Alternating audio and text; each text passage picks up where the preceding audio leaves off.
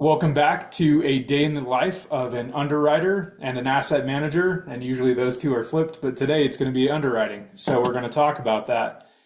And so for the first thing that we're going to talk about today with underwriting is something super, super basic. And it's something that they talk about in whenever you speak about underwriting. But we want to kind of dive into a little bit more of like, how do you put it into practice, right?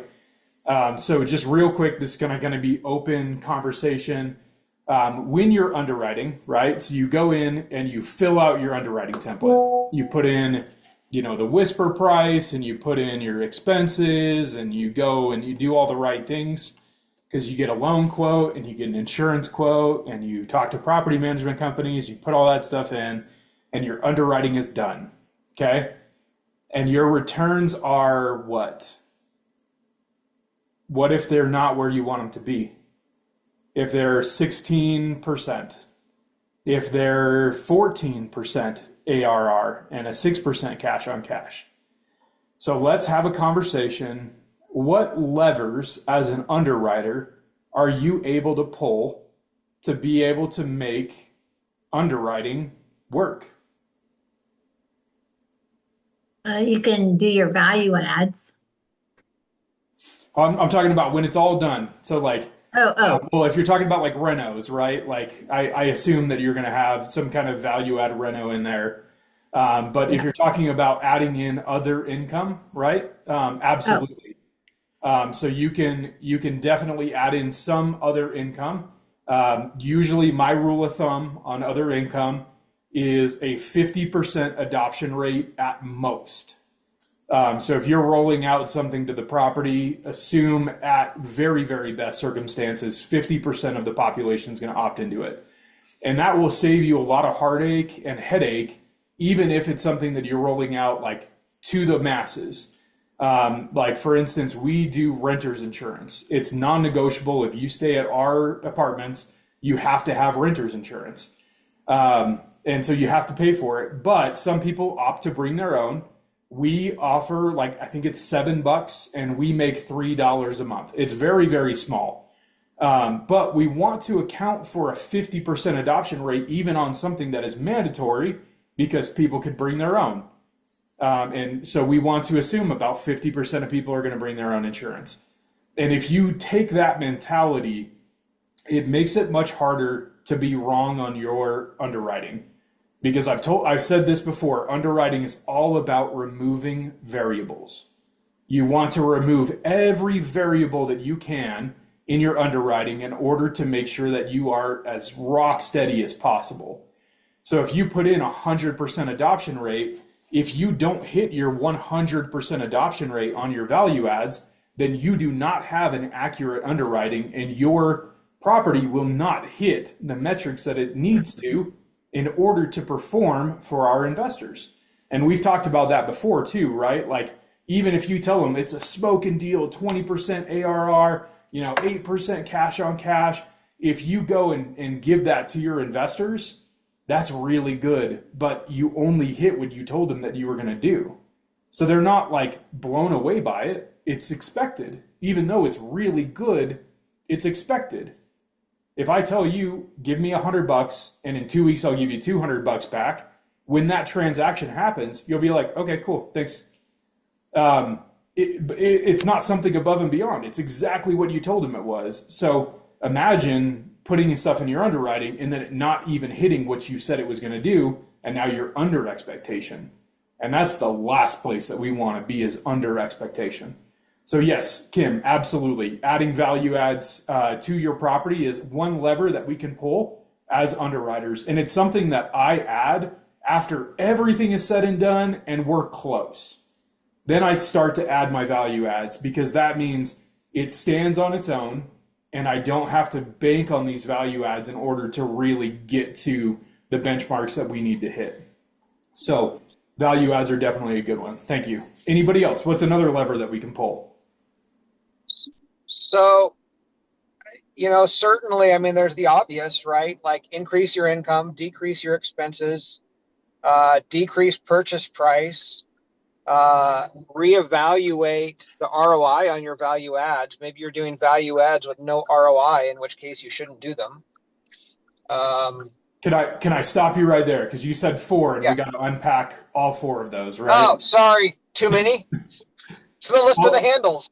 Well, yeah. I mean, those are all the handles, right? So the obvious one is just decrease your offer price, right? That's the easiest one, but that's the one that probably is the most impactful. Because if you don't offer enough money, they don't accept your offer, and then you're back to zero. So it's a fine balancing act between, can I decrease my offer price before the seller won't consider it? And that's where the relationship with your broker should come in. You should be able to say, hey man, whisper price on this is 10. We're underwriting it at like 8.5.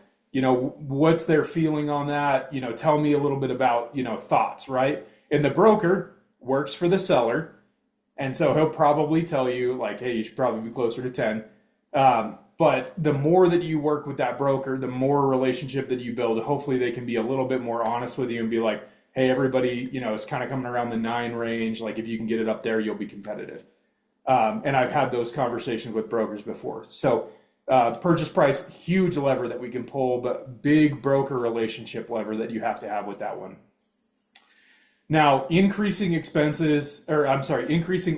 decreasing expenses, that is the easiest thing to put on paper and say out loud, but one of the absolute hardest levers to pull when you're doing underwriting, right? And I've said this before, the 2 things that keep me up at night. Anybody know the 2 things? I've said it so many times. 2 things that keep me up at night. Capital raising? No, but almost there. Rents, collecting rents. Yep, rents. Are my rents right? And number 2, is my cap rate right? Because man, I can make any turd look like a golden goose by messing those 2 things up, right? And that's one of your biggest ways to leverage income is by impacting your rents. So like, how do I know if my rents are right? Like, how can I go in and say, hey, I'm going to increase these rents. I'm going to do these things. It definitely is the thing that keeps me up at night for sure. But that is one huge impact, one lever that we can pull when we talk about income is our rent. That is our largest source of income on these properties. Heck, that's why we're buying them.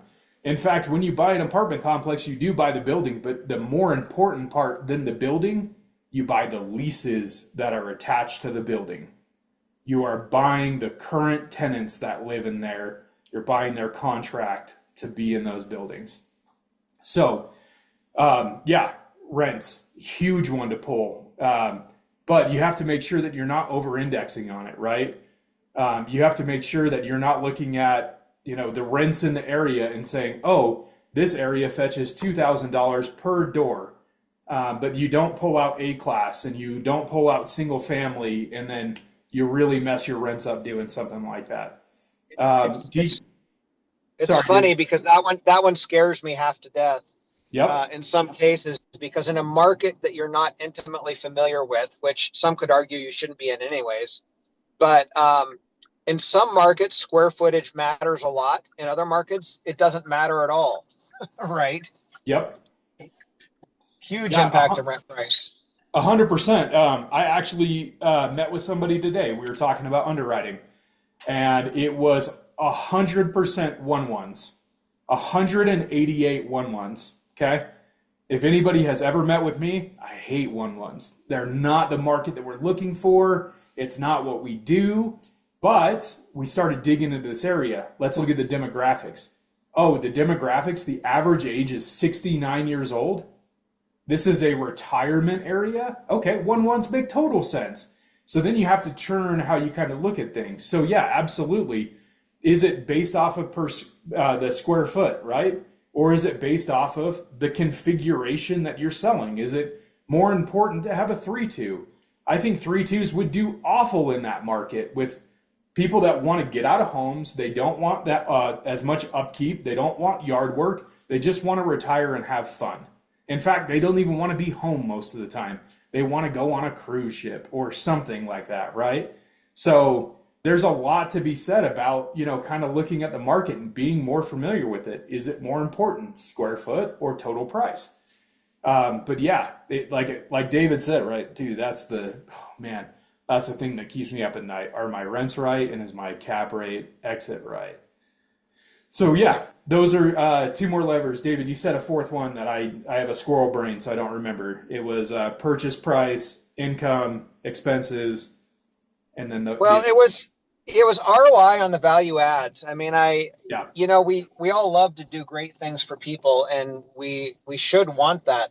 But sometimes there is no ROI on the value add, in which case you need to ask the question, should you even be doing it? Right. Yes. That's actually one thing that I was going to talk about today, to be honest. I, again, met with some people earlier, right? So we looked at the market, and according to the market study, we would be able to get $75 more for every renovated unit that we do. And so by doing some math, right, because we assume it's going to take on average about $10,000 to renovate a unit. And that's because sometimes we get in there, it's $6,000, we're clean, cut, done.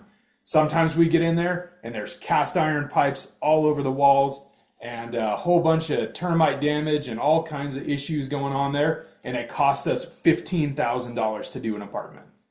So we usually just typically underwrite for 10 because that kind of covers the basis of what we need to do. Does anybody know off the top of their head how many years it would take us to break even on those renos? More than you've got. About 11. It's about 11 years to break even on those. So then you have to ask yourself, yes, we are impacting the bottom line. NOI is going up. Our exit will be better because our NOI is higher. So there's more to that conversation than just, did we make our money back in time? But I've told you guys before, if you make your money back within 1 year, there's no reason you should not do the thing, right? If you make your money back within 2 years, it's probably a good idea. If you make your money back within 5, you need to have a really good plan on how you're going to execute that and what that's going to look like and how it's going to impact your investors. And if it's more than 5, you probably shouldn't do it. The only one that does not apply to is renos, because renos have a longer impacting thing that happens on the apartment and exit strategies and all that fun stuff that we get into the more nuanced conversation of underwriting with that. So yes, looking at ROI on your CapEx, on your value adds, on the stuff that you're doing, that includes washer and dryers and all the other fun stuff, right? We talked about washer and dryers before, probably ad nauseum for the people that have actually met with me, right? So we're going to just do it again. So if you look at washers and dryers, okay, washers and dryers, if you buy a washer dryer combination or 2 separate units, you're probably $800, $1,000 on the low end for those 2 things. And then if you're putting them in 50% of the units, say you have 100 units, that's 50 units. And we'll call it, for round numbers for my brain's sake, $1,000. So then you need $50,000 to go out and buy 50 washer dryer combos. And then you can turn around and rent them at market value for washer dryers, rentals, all that fun stuff. What that is, market dependent. There's all kinds of stuff. How far are laundry mats? Do you have laundry on the property? All that fun stuff. But we'll call it $35. It takes a very, very long time to get your money back on those washer and dryers, and you have to buy them, store them, install them, take the liability of your maintenance team installing them, which flooding can happen from incorrect installation, and workman's comp for carrying washer and dryers up the stairs. Somebody hurts themselves. Now you're out a maintenance person, you're out payroll, you're out workman's comp, all the stuff. So instead, we elect to do a much faster return on our investment, right? What we do is we contract with a company that says, hey, we'll charge the tenant $35 and you guys will make $15 on your washer and dryers. We will install them, we will store them, we will maintenance them. The only thing that you have to do is sign a contract. Instant ROI. That's the type of stuff that I like to do, right? And that's the ROIs that you can pull on properties that really make a huge difference. Another one is parking structures.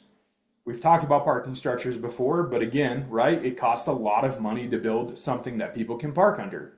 When you can do reserved parking, it costs us about $100 to set up reserved parking. We make like $25 a month, 15 on a low end if we're in a low demand area. So now we're talking about, 8 months at most before we make our money back. Why wouldn't we do reserved parking in places? So yes, examine the ROI of your CapEx. How are you spending it? And some of the ROI we can't see, unfortunately, because when we put in a brand new playground, $60,000 for a playground, 60 grand. Do you know how much money that playground is going to make us? We No. don't really know how to calculate that. But we do know that we are attracting better tenants. We're attracting tenants that are going to stay longer, have less turnover, and usually less problems. Because people that have kids want to form a community. They want to know who their neighbor is, and they don't want to change school districts. They want their kids to stay in the same place because there's some stability that they and their kids crave. How do you put a number to that? I don't have an answer, right? And I've seen people put numbers to dog parks. Like, hey, we're going to pay $10,000 for a dog park. That's going to get us 20 more dogs, and I'm going to put that in my value add. And it's like, yeah, I don't know, man. Like, maybe you'll get 20 more dogs. Maybe you'll get 50. Maybe you'll get 2. It's a variable. You got to take it out. So, yeah, that's great. Thank you, David, for the 4 levers that you're pulling on that one, right? Anybody else? I guess we can unpack expenses, right? So how do you pull a lever on expenses? How do you lower your expenses on your property? Very difficult to do that. It absolutely is. Impossible. I'm very intrigued to the Because person that has the exact answer how to do this. because nothing, in an inflationary environment, every expense goes up. Yep. So for us, we put CAGRs on every expense, at least a 3%, if not sometimes a 10. We have 10% CAGRs on some of our taxes sometimes. So it's very, very difficult to impact the expense number. I'll get to you in just a second, David. One thing that we do is when we are looking at a new property, we go and interview property management companies. We interview at least 3. That's our bare minimum when we are looking at a new property to be able to go out. And you know what I make all 3 of them do before I even put an LOI in? They have to give me a budget. How much are you going to charge me to run this property? And I'm going to hold them to that budget. And then I'm going to use all 3 of those budgets to make my best budget. And I'm going to hold them to that best budget because we're going to have a contract that says, hey, I'm going to do this budget, right? And within reason, at least, right? I know stuff happens, this is life. But at the same time, in my underwriting, I am not going to put the lowest price for every single thing in my underwriting. Because again, I need to remove variables. And I need to underpromise and overdeliver. But I want to put something in there that's realistic, right? So I want to take kind of the mid-range of all of the budgets that I have and put those in my underwriting so that I have a more exact way of looking at it, and heaven forbid I come in less. That's how you reduce expenses, is you make sure that you get bids, you do budgets correctly. And that's with everything. If we're doing anything, we're getting 3 bids. Doesn't matter what it is. We want to make sure we're getting the best price for our investors. We have a fiduciary responsibility to our investors to always make the correct decision. David, you had your hand raised. Yeah, I know what I think a CAGR is. What do you think a CAGR is? It is a percent value that we are increasing or decreasing depending on the CAGR. One particular thing. So, for instance, like payroll expense. I meant, what's the term CAGR mean in this? Is that, I'm thinking KEGGER. It must be something else. I would have to look it up. I've never written it down. We've always just said it. Okay. Okay. Not a kegger. It's not a party we're throwing, but a keg. I know one thing you could do to decrease expenses is make sure the tenants are very sticky by making sure they're satisfied with the service that you are offering at your apartment project, because that will decrease turnover cost. And I'd rather have somebody stay there even at a slightly lower rent than have the cost of turnover. Yes. Yeah, it's much cheaper to keep a tenant in your apartment than it is to go out and find a new one. My question for you, because I don't have an answer for this one, how do you underwrite for that? Because my philosophy is I need to look at not the worst case scenario, right? Because worst case scenario, 100% vacancy, like we're tragically bad, everything's dying, taxes went triple, our insurance doubled overnight. But like I need to look at like within reason, what's the worst case scenario? And so I need to make sure that like because when you do when you do buy a property and there is a change in even management, but you keep the local team the same, you have turnover. People don't like being told that this property was bought by somebody and that there's movement because they're afraid bad things are going to happen. When realistically, when we buy it, at least good things happen. We want good things to happen. And so it's kind of ironic, but whatever. But yeah, I need to look at, okay, yeah, historically they're 5% occupancy or 5% vacancy. I'm going to underwrite it for like 10, 7. And so it's really hard to like increase or decrease my expenses by being like, hey, sticky fingers, like let's get everybody to stay here because I need to look at the possibility of them not staying there. Right. And from an underwriting perspective, that's really, really hard to say like confidently that, hey, they're at 5% vacancy, we're going to keep it 4. Hey, Tyler, I was going to ask you this question. Yeah. Because I think the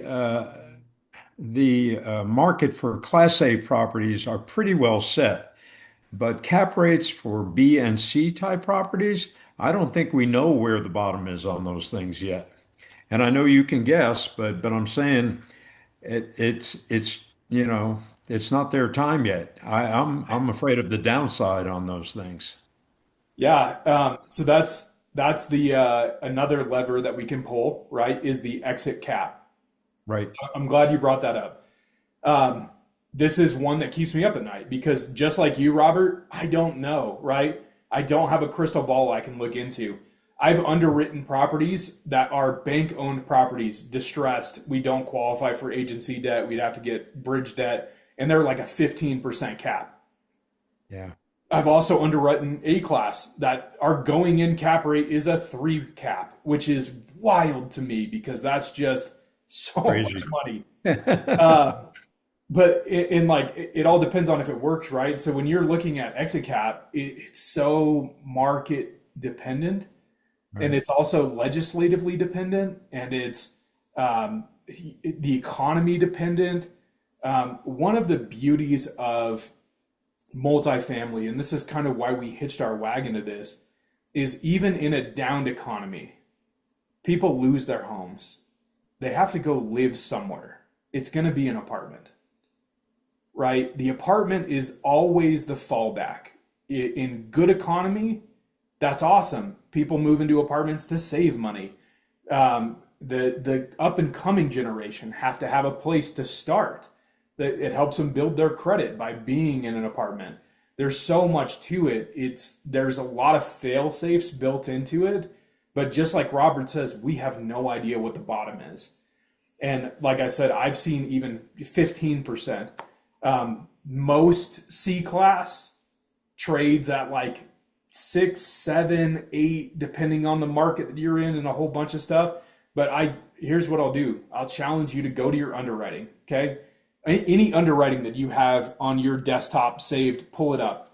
Put in an exit cap rate of 6 and then put in an exit cap rate of 8 and tell me what the difference is on those numbers because it will friggin' blow your mind.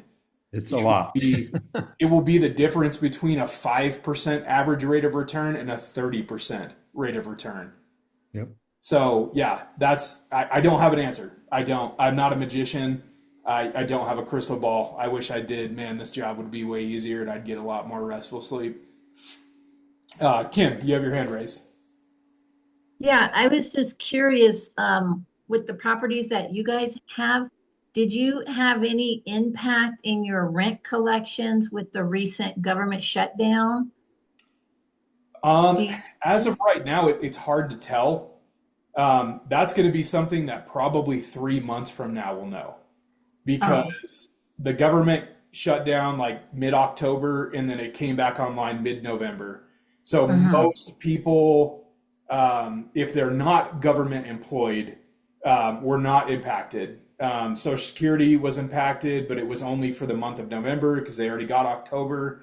So like there's a lot of crossed wires in there. And honestly, one of our properties is right next to a military base. We have a really big military presence at that one.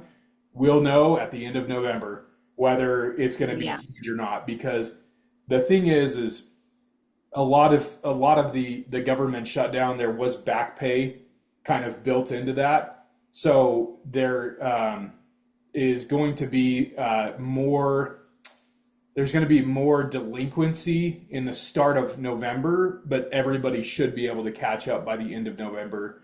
But then mhm, it'll be interesting to see if there's like snowball effects that kind of happen from that.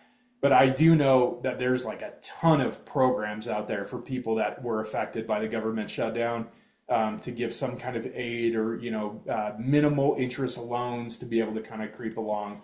Um, yeah, so there were stuff out there, but yeah, we won't know until probably December, January, how big of an impact that really was. But my assumption would be not a ton, um, okay, unless you're employed by the government. And we don't have a ton of employees that are government employees that live on our properties, except for that one that's right next to the military base. mhm, We do okay. have a Yeah, I was just message curious. from Kim. We did one of ours with subsidy programs being closed. Kim, do you want to elaborate on that one? We did on one of ours with subsidy programs being closed. Oh, you Sorry, had that issues might have because been, you, yeah, yeah. We had okay, issues. One of the subsidy programs that, through a government program was being shut down. Um, and we had a master lease in one of our properties. yeah. And so we lost all of those tenants all at the same time. Oh my goodness. I'm so sorry to hear that. Yeah. That would be really hard. Yeah, our property shouldn't be very impacted. We don't do any like Section 8, LIHTC. Well, we have obviously we have some, but we don't have any majority, and we don't have any master programs with the federal government or anything like that, or even state governments right now. Um, but yeah, I'm sorry to hear that, Kim. That's really hard. I hope that you guys are able to bounce back real fast from that one. All right. Well, with all of that being said, we're at our 30-minute mark, and I want to be respectful to you guys.